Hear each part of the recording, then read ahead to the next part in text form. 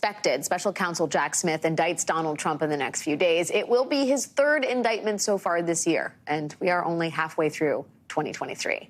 And thus far, Trump's strategy here appears to be blame the other party. On Truth Social, Trump announced today that Democratic prosecutors waited years to bring charges so that they could interfere with the 2024 presidential election. For the record, special counsel Jack Smith has been working on this case for a little over 8 months. Back with us to decipher what this all means is my friend and colleague, Jen Psaki. Jen, I mean, what is the appropriate Democratic response to this line of attack? Can I just say first, when you were reading that, what it reminded me of is what Vladimir Putin did at the beginning before the war in Ukraine started, which was to project and say the Ukrainians are attacking us, as if you say it, it's will make true. It true.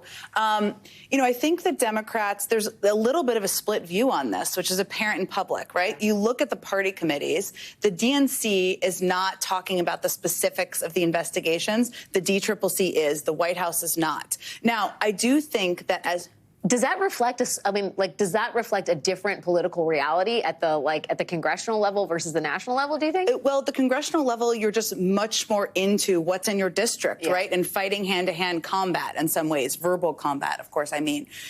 I think this will change once the election gets closer. Now, and just remember how Joe Biden ran for president in 2020. The heart of the nation, the soul of the nation. There's a way to harden the contrast with Trump without talking about the specifics of the investigations. And he's going to have to do that, and I'm certain he will do that, which is there's one presidential candidate, one president who's going to stand up for democracy, who's going to stand up and protect the classified secrets of our country. There's one president who's going to stand up for the values and the rule of law. That's me. That's a contrast right there. And you can harden it and do it more. But I expect they will do it. They're just not going to, and he's not going to talk about the specifics of the case because he's an institutionalist. Yeah. And that is what tradition has been for a long time for a reason. I guess I just wonder, is that more of a complicated needle to thread, to say, I am the person that stands for institutional integrity, and yet these institutions are operating completely independent of me, right? Like, is that the complicating factor here? Because he can't look like he's involved in this. He isn't involved in it,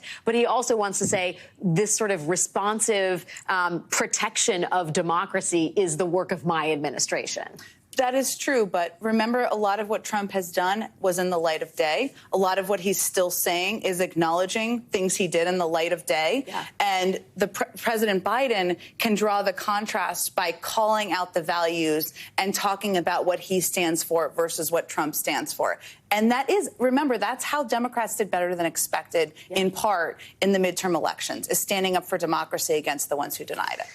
Okay, well, nobody's going to confuse the two candidates. We know that for sure. Jen Psaki, it is such a delight seeing you anywhere. Come back to Washington.